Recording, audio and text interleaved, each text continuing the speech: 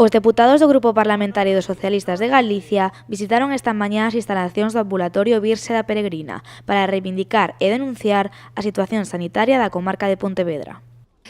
Pontevedra ten dúas características, esta comarca é por un lado moi rural e por outro lado moi urbana.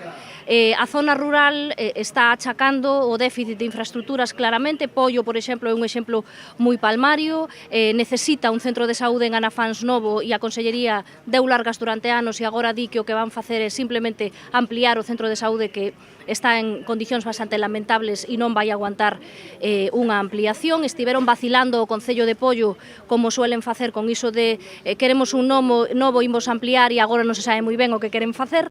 O Partido Socialista asegurou que existe un déficit tanto de infraestructuras como de persoal en todos os centros de saúde de Pontevedra e pediu á Xunta de Galicia que tome medidas para solucionar canto antes esta situación. Que a sanidade pública en Galicia está en estado de alerta despois de 10 anos de xestión de Alberto Núñez Feijóo. Primeiro por un déficit de planificación moi marcado. Se tarda 10 anos en producir un especialista. Cando se nos di que hai déficit de pediatra, temos que decir que nos levamos alertando moito tempo de que se iba a producir esta situación, de que había unha falla de planificación en materia de especialidades médicas, neste caso de médicos especialistas, e por fin empezan a darse conta de que as nosas advertencias eran correctas. Esta falla de planificación, segundo os socialistas, está a provocar unha situación crítica para os veciños e as veciñas de toda a comarca, que sofren a perda da capacidade do sistema asistencial.